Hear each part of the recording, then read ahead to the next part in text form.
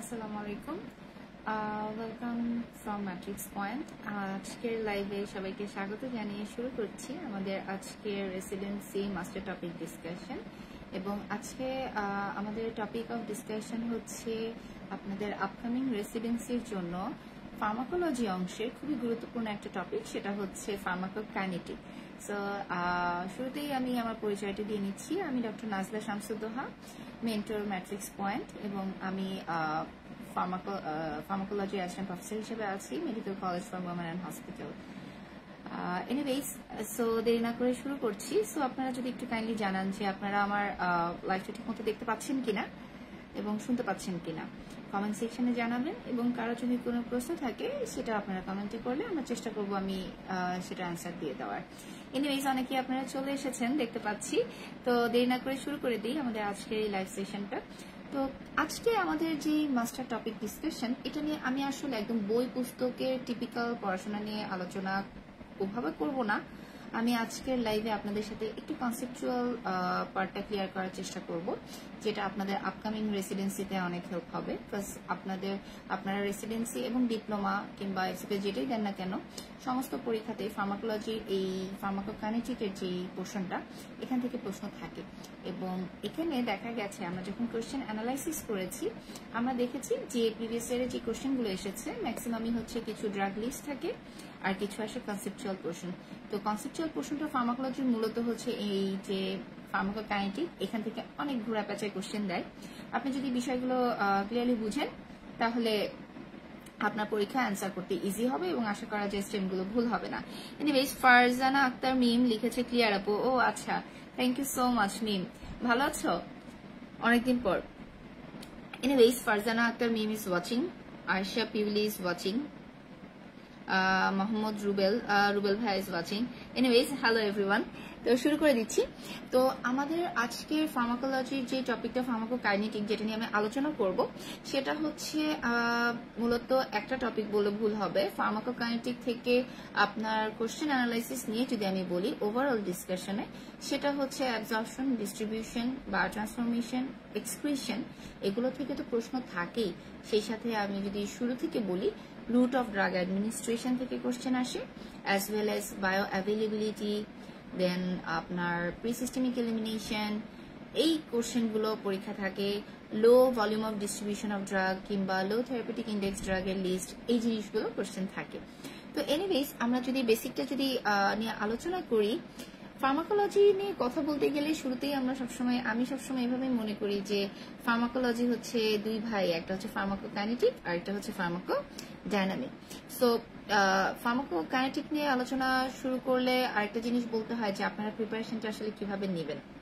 ইতিমধ্যে আপনারা যারা আমার ক্লাস করেছেন ম্যাট্রিক্স পয়েন্টে, তারা আপনারা আমার লেকচার শিটে পেয়েছেন অলরেডি।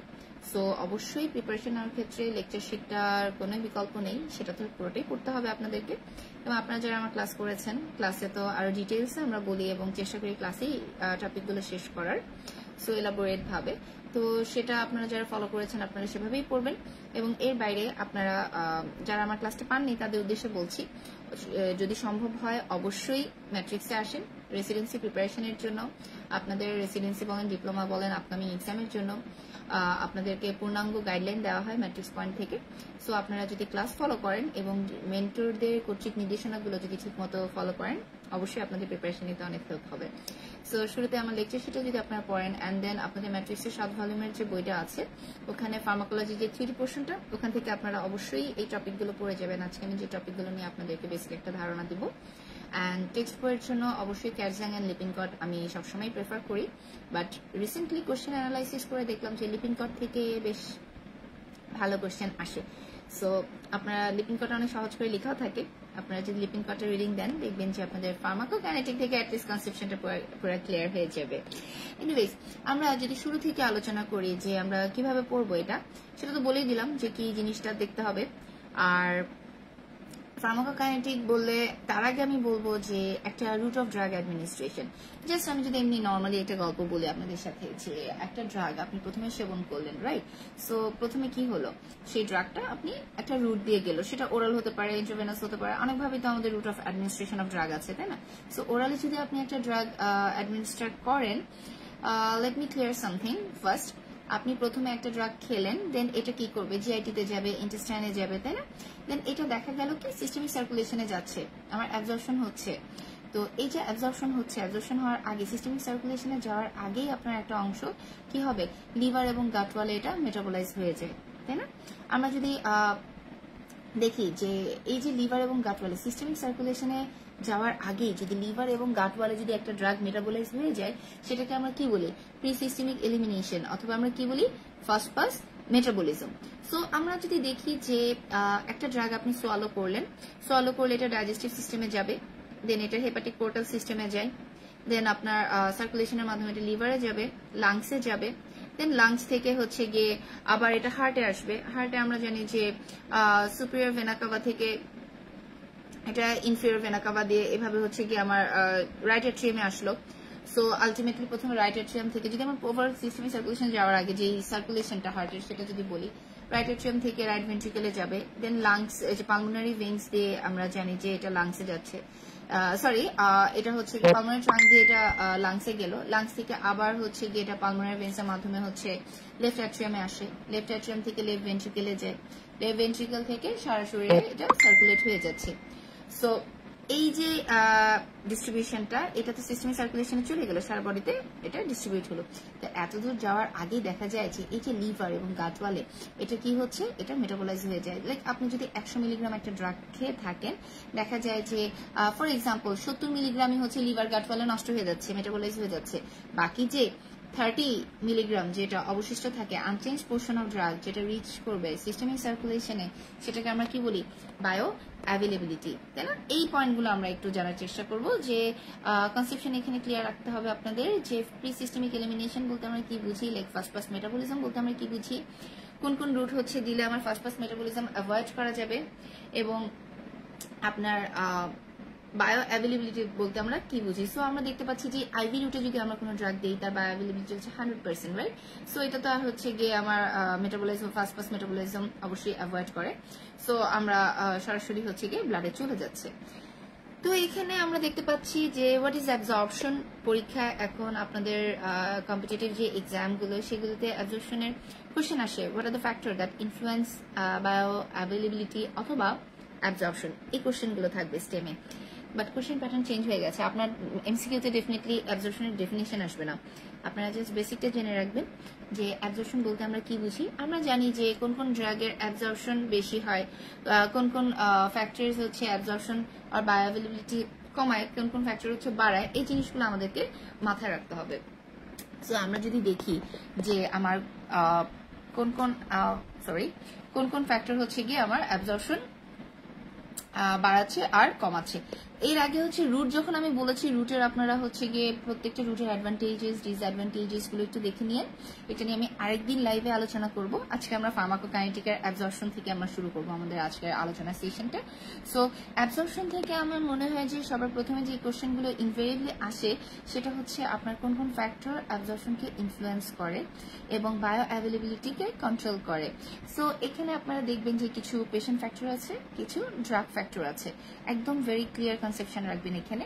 সো এগুলো হচ্ছে আপনার যদি ড্রাগ ফ্যাক্টর আমরা শুরুতে বলি, সাপোজ আপনার ড্রাগের কিছু ফ্যাক্টরিজ আছে, লাইক আপনারা আমার লেখের শিটও পাবেন এই জিনিসটা সুন্দর করে, এবং বইও আছে।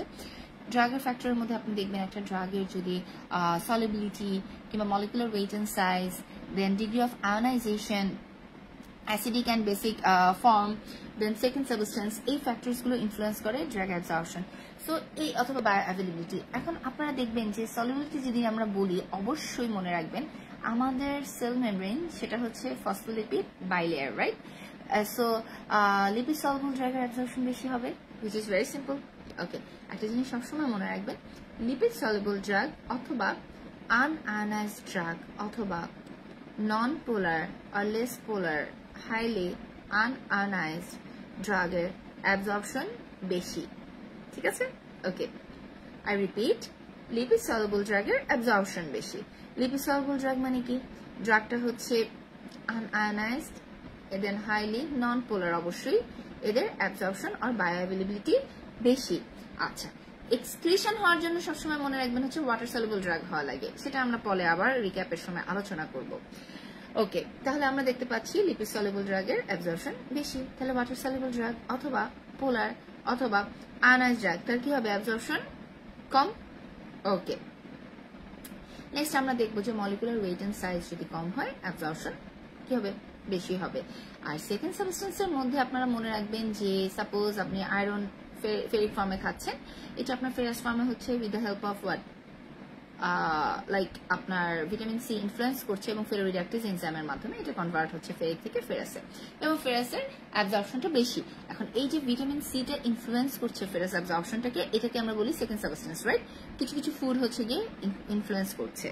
দেন আরেকটা পয়েন্ট আছে, সেটা হচ্ছে অ্যাসিডিক আর বেসিক ফর্ম। এটা আপনারা মনে রাখবেন, খুবই সহজভাবে একটা সূত্র শিখিয়ে দিই। সেটা হচ্ছে আপনার অ্যাসিডিক ফর্ম যদি acidic media like same media যদি হয়, তাহলে আপনার অ্যাবজর্পশন বেশি আর বায়ো অ্যাভেলেবিলিটি কি হবে বেশি।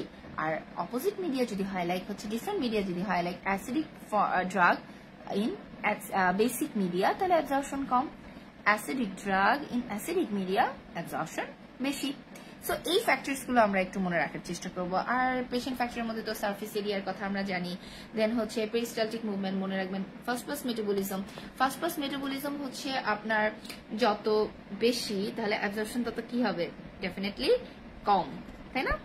ওকে, মেহেরা তানজিম আপু লিখেছেন আসসালামু আলাইকুম। ওয়ালাইকুম আসসালাম, অবশ্য ভালো আছেন। মৌনতা Prima is watching. Hey Prima, কি অবস্থা? এনিওয়েজ, সো এখানে আমরা দেখতে পাচ্ছি যে কিছু পেশেন্ট ফ্যাক্টর আছে। পেশেন্ট ফ্যাক্টরের মধ্যে হচ্ছে জিআই ডিজিজ একটা পয়েন্ট, খুবই ইন্টারেস্টিং অ্যান্ড ইম্পর্টেন্ট একটা পয়েন্ট। লাইক আপনার যদি কোনো ডিজিজ কন্ডিশন থাকে, ইনফ্লামেটরি বাউল ডিজিজ অথবা diarrhoea what ever it is, আপনার অ্যাবজর্পশন কমে যাবে। নর্মাল পেরিস্টালসিসে মনে রাখবেন সবসময় অ্যাবজর্পশন বেশি। আপনার পেরিস্টালটিক মুভমেন্ট যদি বেড়ে যায়, অ্যাবজর্পশন কম। লাইক ডায়রিয়ার পেশেন্টে আপনার পেরিস্টালটিক অ্যাক্টিভিটি বেশি, আপনার তো অবশ্যই ড্রাগের অ্যাবজর্পশন কমে যাবে। পেরিস্টালসিস যদি কম হয়, অ্যাবজর্পশন আর বায়োঅ্যাভেলেবিলিটি কম হবে। নর্মাল পেরিস্টালসিসে সবসময় বেশি হয়। সো এই পয়েন্টগুলো আপনারা মনে রাখবেন। দেন আপনাদের আরেকটা জিনিস যেটা অ্যাবজর্পশন থেকে আপনারা অবশ্যই পড়বেন, সেটা হচ্ছে process of drug transport. Like এই যে আমরা জানি যে যদি শর্টকাটে যদি আমি বলি, একটা হচ্ছে অ্যাক্টিভ, দেন প্যাসিভ ডিফিউশন, অ্যাক্টিভ ট্রান্সপোর্ট, দেন ফ্যাসিলিটি ডিফিউশন, এন্ডোসাইটোসিস, এক্সোসাইটোসিস। এই প্রসেসগুলো আপনারা একটু জানবেন, প্রত্যেকটার ক্রাইটেরিয়া এবং কি কি ড্রাগ আপনার এই প্রসেস দিয়ে পার হয়, এগুলো কিন্তু পরীক্ষায় থাকে। সো অ্যাক্টিভ ট্রান্সপোর্ট মানে কি, আমার অ্যাক্টিভ পার্টিসিপেশন। লিপিন কটে খুব সুন্দর একটা ছবি দেওয়া আছে, আপনারা দেখবেন, যেখানে আপনার এটিপি লাগতেছে, ড্রাগটা লো কনসেন্ট্রেশন থেকে হাই কনসেন্ট্রেশনে যাচ্ছে, ড্রাগ ট্রান্সপোর্টার থাকছে, এগুলো হচ্ছে আপনার অ্যাক্টিভ ট্রান্সপোর্ট। প্যাসিভ ডিফিউশন আমরা জানি ম্যাক্সিমাম ড্রাগ হচ্ছে প্যাসিভ ডিফিউশনের মাধ্যমে ট্রান্সপোর্ট হচ্ছে। ফ্যাসিলিটি ডিফিউশনের এক্সাম্পলটা পড়বেন। সো অ্যাক্টিভ প্রসেসে আমরা জানি আলফা মিথাইল ডোপা, লেভোডোপা এগুলো যায়। সিম্পল ডিফিউশনে যেমন আপনার মরফিন, অ্যাসপিরিন, বার্বিচুরেট। দেন ফ্যাসিলিটি ডিফিউশনে হচ্ছে vitamin B12, glucose, tetracycline, pyrimidine. This are the examples যেগুলোর মাধ্যমে ফ্যাসিলিটি ডিফিউশনের মাধ্যমে ড্রাগটা অ্যাবজর্ব হচ্ছে। সো এনিওয়েজ, এরপর আপনারা দেখবেন যে একটা টপিক আছে যে ব্যারিয়ার ট্রান্সপোর্টের কিছু ক্রাইটেরিয়া আছে, যে আপনার অ্যাবজর্পশন বাড়ার জন্য কিংবা কি কি ক্রাইটেরিয়া দরকার, এটা আপনারা দেখবেন। অ্যান্ড আমাদের বডিতে কিছু ব্যারিয়ার আছে, like blood brain barrier, blood placental barrier, right? So এই যে আমাদের এই ব্যারিয়ার, সেই ব্যারিয়ারগুলো ক্রস করার জন্য কিছু ক্রাইটেরিয়া থাকবে। অবশ্যই মনে রাখবেন, যদি লিপিড সলুবল ড্রাগ হয়, যদি ওয়াটার সলিউবল ড্রাগ হয়, তাহলেও আপনার ব্লাড ব্রেন ব্যারিয়ার ক্রস করতে পারে যদি মলিকুলার ওয়েটটা 600 নিচে হয়। আর যে সমস্ত ড্রাগ র্যাপিডলি প্লাসেন্টাল এনজাইম দিয়ে মেটাবলাইজড হবে না, সেগুলো হচ্ছে গিয়ে আমার ব্লাড ব্রেন ব্যারিয়ার ক্রস করতে পারে। আর ব্লাড প্লাসেন্টাল ব্যারিয়ারের জন্য অবশ্যই হাইলি লিপিড সলিউবল ড্রাগ হওয়া লাগবে, আনআয়নাইজড হওয়া লাগবে, and minimum plasma protein binding হলে ভালো, তাই না?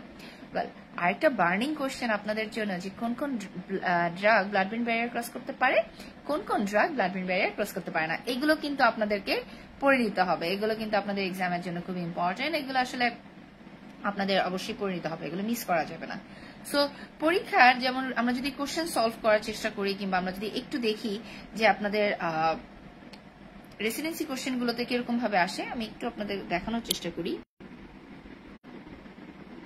যে হাইলি আয়নাইজড ড্রাগ, একটু খেয়াল করব, highly ionised drug is excreted mainly by kidney. কি হবে? আয়নাইজড। তাহলে এটা অ্যান্সার কি হবে? সরি,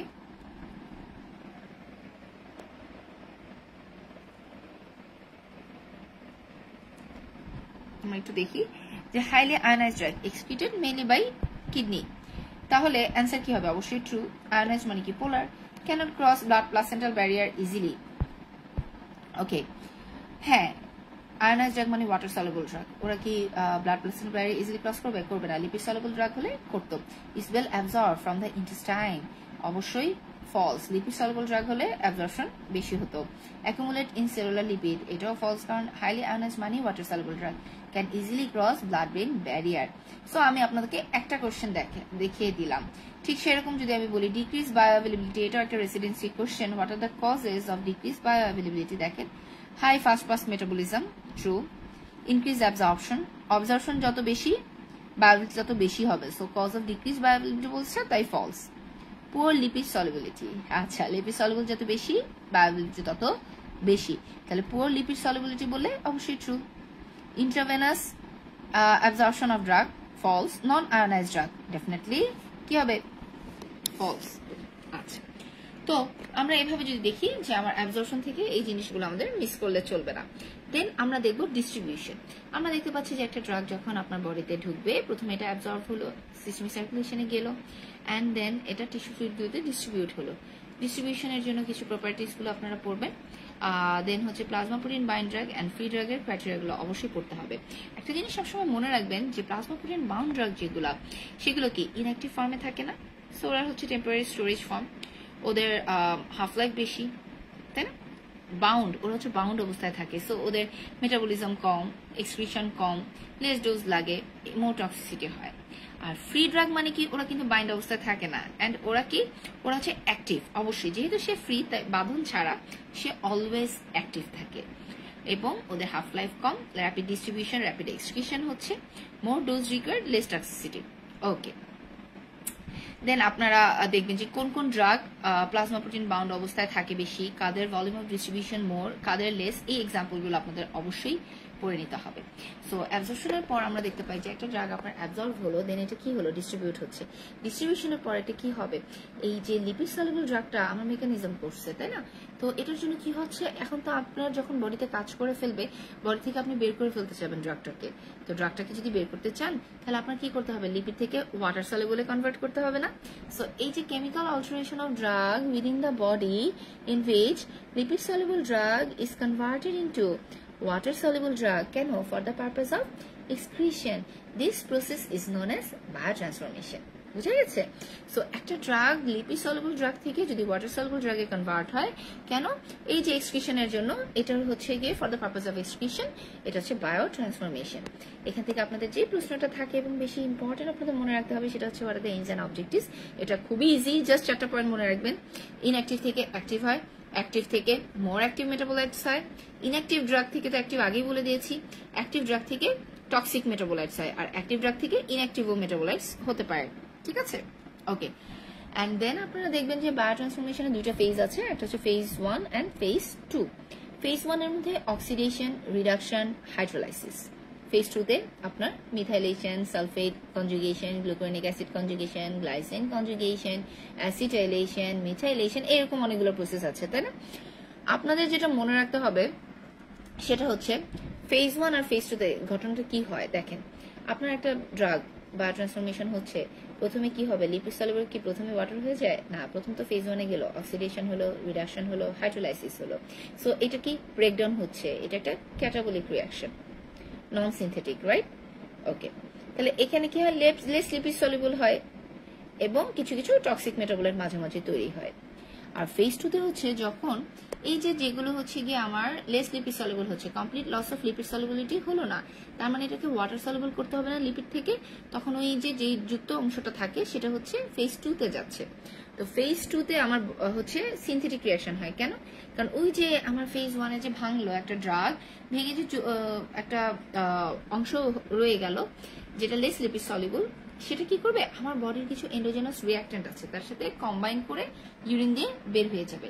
তাহলে আমি দেখতে পাচ্ছি এরা হচ্ছে complete loss of lipid solubility, এবং এই যে যুক্ত হচ্ছে আমার বডির এন্ডোজেনাস রিঅ্যাক্ট্যান্টের সাথে, এই যুক্ত হওয়াটাকে আমরা কি বলছি, এটাকে আমরা বলছি কি, এটাকে আমরা বলি কনজুগেশন। এই যে সিনথেটিক রিঅ্যাকশন, অ্যানাবলিক রিঅ্যাকশন, এটা হচ্ছে গিয়ে আমার ফেজ 2 রিঅ্যাকশনে হয়ে থাকে। ঠিক আছে, এখানে আমার কিছু হেপাটিক মাইক্রোসোমাল এনজাইম আছে যেগুলো ইনফ্লুয়েন্স করে বায়ো ট্রান্সফরমেশনকে, যেমন সাইটোক্রোম P450, কিছু এনজাইম আছে, এগুলোর নাম জানতে হবে।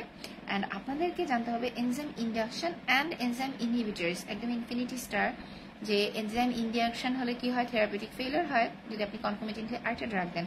লাইক আপনার এক্সাম্পলগুলো তো আপনি অবশ্যই পড়বেন, ক্যাটজাং সুন্দর করে দেওয়া আছে, ইনহিবিটরের এক্সাম্পলগুলো দেওয়া আছে, এটা আমার লেকচার সেটা সূত্র করে দেওয়া এবং ক্লাসে আমি পড়িয়ে দিই, যারা আমার ক্লাস পেয়েছেন তারা জানেন। সো এখানে আপনাদের মনে রাখতে হবে যে একটা ড্রাগ তার কনকমিটেন্টলি আরেকটা ড্রাগের সাথে যদি আমরা ইউজ করি, লাইক রিফাম্পিসিন একটা এনজাইম ইন্ডিউসার, আমরা যদি ওসিপি সাথে দিই, রিফাম্পিসিন কি করবে, ওসিপি মাইক্রোসোমাল মেটাবলিক মেটাবলিজমটাকে বাড়িয়ে দিবে। সো মেটাবলিজমকে যদি সে বাড়িয়ে দেয় তাহলে তার কি হবে, তাহলে তার থেরাপিউটিক ফেলিওর হবে, ফেলিওর অফ কন্ট্রাসেপশন হবে। আবার এনজাইম ইনহিবিটর যদি আমি দেই, এক্সাম্পল দিয়ে আমরা বলতে পারি যে ওয়ারফারিন আর সিমিটিডিন, সে কি করবে, ইনহিবিট করবে এনজাইম, সো হচ্ছে গিয়ে তার বায়োঅ্যাভেলেবিলিটি বেশি এবং টক্সিসিটি ডেভেলপ করবে, তাই না? ওকে, এটা একটু মনে রাখবেন আপনারা। অ্যান্ড কোন কোন ড্রাগ আপনার অ্যাসিটাইলেশনের মাধ্যমে মেটাবোলাইজড হয়, এগুলো পরীক্ষায় আসে। দেন আপনাদের ড্রাগ ইন্টারাকশন অনেক সময় পরীক্ষায় আসে, এগুলো আপনাদের অবশ্যই দেখতে হবে। ঠিক আছে, দেন আরেকটা পয়েন্ট হচ্ছে হাফ লাইফ। হাফ লাইফটা জানে রাখবেন যে হাফ লাইফ জিনিসটা কি। হাফ লাইফ খুবই সিম্পল একটা জিনিস, আমার বডিতে একটা ড্রাগ হাফ হতে যে সময় লাগে সেটাই হচ্ছে ড্রাগের হাফ লাইফ। লাইক প্লাজমাতে আমার একটা ড্রাগ হাফ হতে যে সময় লাগে, the time taken for drug concentration to reduce to its half of its original value, এটি হচ্ছে আমার হাফ লাইফ। এটার ইম্পর্টেন্স গুলো আপনারা পড়বেন, আর কোন কোন ফ্যাক্টর মডিফাই করে হাফ লাইফ এটা আপনাদেরকে একটু দেখে নিতে হবে। ঠিক আছে, দেন আপনাদের আরেকটা কোশ্চেন এমসিকিউতে আসছে যে কিভাবে আমি একটা ড্রাগের অ্যাকশনটাকে প্রলং করব, এটার কনসেপশন আপনারা মনে রাখবেন। লাইক আপনি রুট আলট্রা করে দিচ্ছেন, লার্জ ডোজে দিচ্ছেন, সেকেন্ড সাবস্টেন্স ইউজ করতেছেন, কিংবা পিএইচ অফ ইউরিন যদি আলট্রা করেন আর এক্সক্রিশনটাকে যদি ডিলে করেন, তাহলে কি হবে, আপনার ড্রাগের অ্যাকশনটা প্রলং হয়ে যাবে। তো এইভাবে আপনার কোশ্চেন আসে। অ্যান্ড দেন আপনার কি আরেকটা স্টেপ, সেটা হচ্ছে এক্সক্রিশন। আমরা ফার্মাকোকাইনেটিকে বলেছি তার কয়টা সন্তান, 4টা, অ্যাবজর্পশন, ডিস্ট্রিবিউশন বা ট্রান্সফরমেশন, আর একটা হচ্ছে এক্সক্রিশন। তাহলে এক্সক্রিশন মানে কি, আমার বডি থেকে ড্রাগটা বের হয়ে যাচ্ছে। এখন এই বের হওয়ার কিছু প্রসেস আছে, যেমন রেনাল আছে, হেপাটিক আছে, জিআইটি দিয়ে হয়, লাংস দিয়ে হয়, অনেকভাবে আমার ড্রাগটাকে এক্সক্রিট করতে পারি। রেনাল এক্সক্রিশনের প্রসেসগুলো আপনাদেরকে জানতে হবে, যেমন হচ্ছে glomerular filtration, active tubular secretion, tubular reabsorption. এগুলো আপনারা দেখবেন কোন কোন ড্রাগ কোন কোন মেথডে এক্সক্রিট হয়, এটা আপনারা অবশ্যই পড়বেন। আর মনে রাখবেন এক্সক্রিশন হওয়ার জন্য অবশ্যই ওয়াটার সলিবল ড্রাগ হওয়াটা জরুরি। So water soluble drug increase excretion. Okay, next আপনাদের এখান থেকে যেটা জানতে হবে সেটা হচ্ছে first order kinetic, zero order kinetic. এটা অবশ্যই মনে রাখবেন। Constant fraction of drug eliminated হবে পার ইউনিট টাইম, এটা হচ্ছে ফার্স্ট অর্ডার কাইনেটিক, যেখানে হাফ লাইফ কনস্ট্যান্ট হবে, কনস্ট্যান্ট ক্লিয়ারেন্স হবে, এটা আপনাদের মনে রাখতে হবে। এবং এটা আমি ক্লাসে সবসময় পড়িয়ে দিই ডিটেলে এবং মেকানিজম দিয়ে বুঝিয়ে দিই ঠিক কিভাবে আমরা ফার্স্ট অর্ডার কাইনেটিকটা আমরা বুঝতে পারবো এবং zero order kinetic. Actually offline ক্লাসের কোনো বিকল্প নাই, এবং আপনারা যদি লং ক্লাসগুলো অ্যাটেন্ড করেন তাহলে আপনারা দেখবেন যে এই জিনিসগুলো কোরিলেট করে আমরা পড়িয়ে থাকি। সো আপনারা তখন আপনাদের কনসেপশন আরো ক্লিয়ার হবে। আমি চেষ্টা করছি যে আপনাদেরকে জাস্ট একটু টাচ করে দেওয়ার টপিকগুলো, যে আপনারা কিভাবে পড়বেন। সো জিরো অর্ডার কাইনেটিকের আপনারা দেখবেন যে বেসিক ডিফারেন্সটা হচ্ছে ফার্স্ট অর্ডার কাইনেটিক আর জিরো অর্ডার কাইনেটিকের মধ্যে। জিরো অর্ডার কাইনেটিকে হচ্ছে আপনার constant amount of drug eliminate হবে পার ইউনিট টাইম, মনে থাকবে। এখানে কিন্তু কনস্ট্যান্ট ফ্র্যাকশন হয় না, টি হাফ হয় না, এগুলো আমি সব ডিটেলে মেকানিজম দিয়ে বুঝিয়ে দিই ক্লাসে, যেটা এত অল্প সময় তো অবশ্যই এখন বলা সম্ভব না, বাট এটা আপনারা অবশ্যই পড়ে নেবেন অ্যান্ড এক্সাম্পলগুলো দেখবেন, ড্রাগ ক্লিয়ারেন্সের ফ্যাক্টরসগুলো আপনারা দেখবেন। আর এখান থেকে থেরাপিউটিক ইন্ডেক্সের লো মনে রাখবেন, লো থেরাপিউটিক ইন্ডেক্সের এক্সাম্পল খুবই important, like barbiturate, digoxin, then aminophylline, anti-cancer drug, anti-epileptic drug, এগুলো হচ্ছে low therapeutic index drug। ঠিক আছে, সো মোটামুটি ফার্মাকোকাইনেটিকের এই বিষয়গুলো আপনারা অবশ্যই পড়বেন। এছাড়া জেনারেল ফার্মাকোলজির অনেকগুলো টপিক আছে, টেরাটোজেনিক ড্রাগ অনেক ইম্পর্টেন্ট, প্রতিবার পরীক্ষায় কোশ্চেন আসে, এগুলো আপনারা পড়বেন। লিস্ট দেওয়া থাকে ড্রাগের, এটা একদম ইনফিনিটি স্টার। সো ফার্মাকোকাইনেটিক আসলে কি কোনো কিছু বাদ দেওয়া যাবে না, এটা খুবই ভাইটাল। এবং এখান থেকে আপনাদের এসবিএ কোশ্চেন আসতে পারে, এমসিকিউ তো বরাবরই আসে। আর এসবিএ তে হলে যেটা হবে সেটা হচ্ছে সিনারিও বেসড কোশ্চেন থাকে, মূলত এটা এমসিকিউ বেশি কোশ্চেন থাকে ফার্মাকোকাইনেটিক থেকে। তো আশা করি আপনাদের কিছুটা হলেও হেল্প হবে পড়তে গেলে। তারপরে যদি আপনাদের কোনো কোয়েশ্চেন রেজ করে থাকে আপনারা কমেন্ট সেকশনে জানাবেন, চেষ্টা করবো সেটা সর্ট আউট করে দেওয়ার। এবং আপনারা অবশ্যই পড়ার জন্য আপনারা ম্যাট্রিক্সের 7 ভলিউমের বইটা, আগে আমার লেকচার শিট দেন 7 ভলিউমের বইটা পড়বেন, অ্যান্ড দেন আপনারা প্রিভিয়াস কোয়েশ্চেন সলভ করবেন কুইক রিভিশন থেকে। আর আপনাদের ইম্পর্টেন্ট টপিকের যে শিটগুলো আছে সেই শিটের আমাদের একটা যে ইম্পর্টেন্ট টপিক শিট দেয় সেটারই অ্যান্সারগুলো এবং ইম্পর্টেন্ট টপিকের ডিসকাশনগুলো হচ্ছে কি কিনোটে পাওয়া যাচ্ছে। আপনারা যদি ম্যাট্রিক্সের কিনোটটা পড়েন তাহলে আপনাদের দেখবেন যে এই টপিকগুলো প্রত্যেকটার অ্যান্সার ওখানে দেওয়া আছে। Anyways, that was all about today's live session. Hope you all enjoyed this session. So দেখা হবে নেক্সট অন্য আরেকটি লাইভে, আরেকটি সেশনে। সো আপনাদের অবগতির জন্য আরেকটি জিনিস জানাতে চাচ্ছি যে আমাদের এই লাইভটি প্রতি সপ্তাহে 2 দিন হয়ে থাকে এবং আপনারা অলরেডি পোস্ট পেয়েছেন যে আপনারা রেগুলার আপনাদের এই লাইভ সেশনগুলো হচ্ছে ম্যাট্রিক্স পয়েন্টে। আমরা সর্বদাই আপনাদের সাথে আছি এবং থাকবো ইনশাল্লাহ। আমরা চাচ্ছি আপনাদের এগিয়ে নেওয়ার জন্য। আপনারা হচ্ছে শুধু লেগে থাকুন, পড়াশোনা করেন এবং আপনারা ম্যাট্রিক্সের সাথে থাকুন। আর আপনাদের যদি কোনো কোয়ারিজ হয় অবশ্যই আমাদেরকে জানাবেন, আমরা চেষ্টা করবো সেটা সর্ট আউট করে দেওয়ার। আর বেস্ট অফ লাক। পড়াশোনার কোনোই বিকল্প নাই, আর রিভিশন ইজ মাস্ট। ফার্মাকোলজির জন্য আমি বলবো নট অনলি ফার্মাকোলজি, সবকিছুতেই রিভিশনের কোনো বিকল্প নাই। ফার্মাতে আপনাদের অনেকগুলো ড্রাগ লিস্ট আসে, সো আপনারা যত বেশি রিভাইজ করবেন তত বেশি মনে থাকবে। তো আপনারা যত বেশি পড়বেন ততই পারিবেন, কম পড়বেন ভুলে যাবেন। সো কম পড়বেন না, বেশি পড়বেন, দিন শেষে রিভিশন দিবেন। একই জিনিস বারবার আসে, আপনারা বারবার রিভাইজ করেন, হোপ আপনাদের টপিকটা অনেক ইজি লাগবে। Anyways, thank you so much. দেখা হবে আরেকটি লাইভ সেশনে। আল্লাহ হাফেজ, আসসালামু আলাইকুম।